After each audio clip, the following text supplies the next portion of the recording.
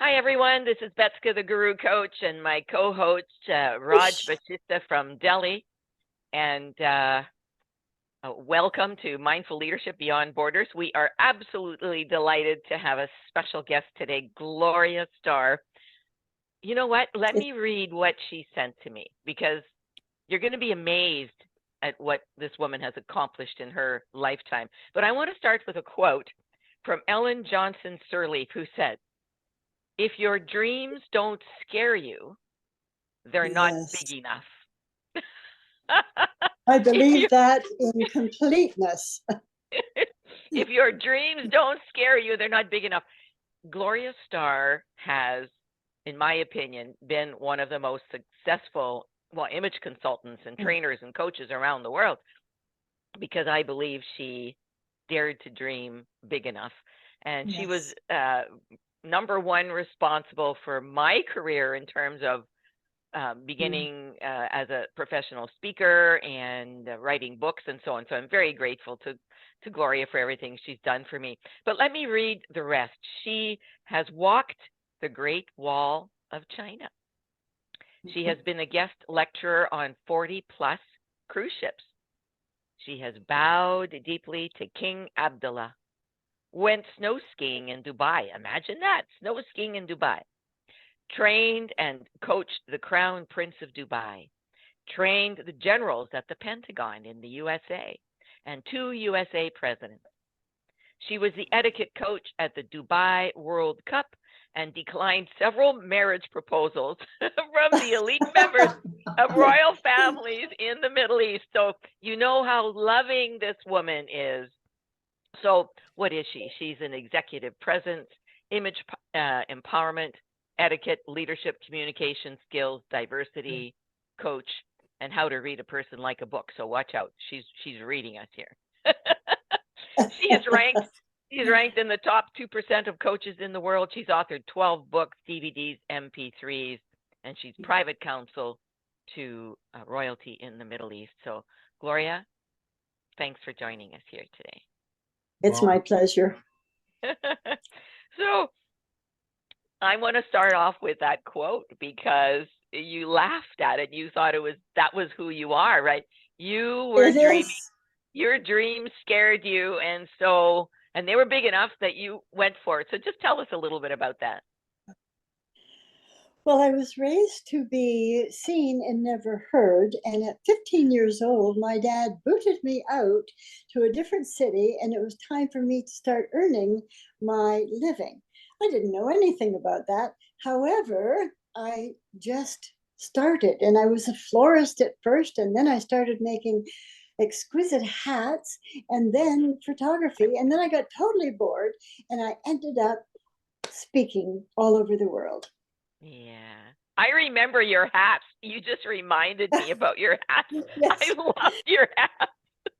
I have over Wow. 100 hats, and every time you put a hat on, you always get an upgrade on a flight. So I wear the biggest hats. You're funny. I love it. Oh gosh. So that's how and I remember you did my colors, to show me what kind of Yes, colors I should be wearing. yes. You were on a rural property in Ontario, Canada. Yeah. I was living on a dairy farm, and I was married to a farmer, but that was only 3 years. I knew that I was not going to be there for long. Ah, But I yeah. learned. I learned. If I'm learning, I'm happy. Ah, there you go. So, how did you choose an image consulting career? Like, it just kind of, did it just happen or what? Well, someone else was doing that, and I looked at it and I thought, oh my gosh, this is for me. And so I drove all the way to the middle of the United States to get, and I slept in my car and ate sandwiches because I was so poor then. And Oh, then I learned all these wonderful things, and I had the confidence, and I needed to learn for me. And then once I learned, I just had to share because people need some magic in their lives, not boring, everyday gray and yellow. Oh, terrible. mm-hmm. Yeah, wow. And so then you just, what did you do? Did you just start contacting people about saying, hey, I'm available for image consulting? Or how did you get in with royalty, for goodness sake? How did you manage to land up in the Middle East? That's a really good question.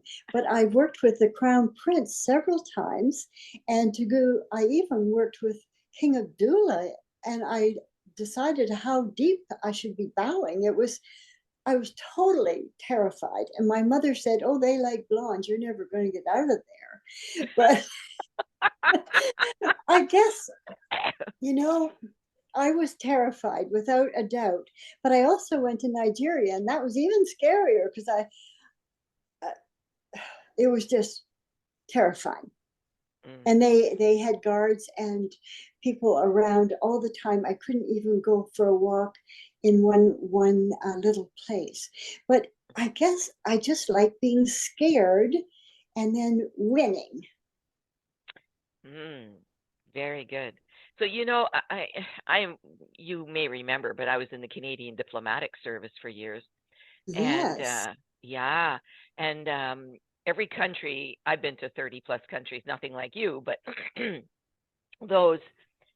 I remember people saying when you go to Japan, you have to follow a certain etiquette, right? Definitely. When you go to France, when you go to Dubai, etc. So did you have to learn all of that? Yes, I finally found the right book, Kiss, Bow, or Shake Hands, and that every single chapter is a different country, and that saved my life because I really did not want to be inappropriate in someone else's country. Yeah, exactly. For some reason, the Middle East just really embraced me, and I absolutely love it. I would live there if I could. Have you done any image consulting with the princesses? Do they call them princesses in Not the so royal much family? there. For some reason, the women didn't choose me, but the men chose me.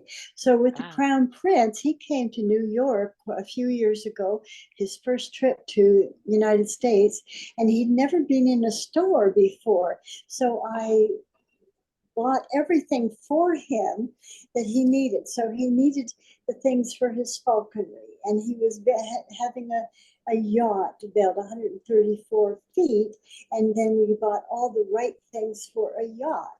But he had no idea of even the fabric and the kinds of things that he should have. In fact, when I first met him, he had sent out his staff with a picture and to buy those things. So it was a tattered T-shirt and some weird thing on the T-shirt and torn jeans. And he says to me, well, Miss Starr, what do you think about my outfit? And I thought to myself, it's a good thing I got the money first. Because I said to him, Your Excellency, if I met you on the street in the daytime, I thought you would be a impoverished student. If I met you at night, I thought you would rob me. He says, oh, that's not what I meant at all. So he really knew nothing. He didn't know anything about going into a store. We had a blast. He just kept on buying and buying and buying. Wow. Well, in fairness to him, I mean, if he's watching the movies, Americans wear jeans and tattered jeans and T-shirts, right? So he was. That's right. Absolutely, yes. Yes, Oh, and wow. he, in addition to a wonderful paycheck, he gave me a full day of the spa at the hotel that we were at when we were finished. It was great. Wow, wow. And so you've just mentioned some very famous people that you've coached. What other people have you coached around the world? Well, I coached two United States presidents, and what I'll say, they're not Trump. So, so it was quite surprising that they would hire me because I think I'm still kind of a cute little girl in a small town, but it's not true. And I was able to work there and be honored and respected by these things. Even some of the presidents of the biggest companies, they asked me to give my intense checking system to really give them a different way of getting where they need to be. And I also do face map reading, and that allows me to really tell me when I could sit closer to them or away from them, or their chin or the highest eyebrows. And that really helped me interact with just about anyone because I could flip it and match them every time. So that's interesting. So what I'm hearing you say is that you have been, as an image consultant, you are not only helping them with their physical body, right? Yes. You're helping them with how they decorate their yacht, or and also how their presence and how they present themselves to the public, right? The voice, Yeah. I'm guessing, everything. Yes, Yeah. definitely. Wow. Just being an image coach is way too simplistic, and it's not enough depth. If you look at that way, that's a good start. That's a foundation. But how you gesture and walk, and the tonality of your voice, and where you sit in the boardroom, even. So I just couldn't quit. Only learning so little. I had to keep on learning. And it was such a passion. I was barely sleeping. I just plain had to learn again and again and again. And then every single different culture was a whole new experience. I had a blast. I am going to guess, knowing you all these years, that Mhm. you had your training, you had some training, but you relied heavily on your intuition. Absolutely 100%. I just Yeah. knew it. And Yeah. I followed that. And then when I came back to my country, Canada, I don't belong anymore. I just, it's so boring. I I just need to get back on a plane and enjoy all of the new things that I need to learn, because learning is the most essential foundation. Yes, absolutely. Wow. Well, listen, Gloria, we're going to come back. We'll close this Okay? part one. We're going to come back and we're going to have a very in-depth discussion on what do most men and women need now when dressing for business success. Everybody's going to Perfect. need to hear that. So stay tuned. We'll be right back. Great.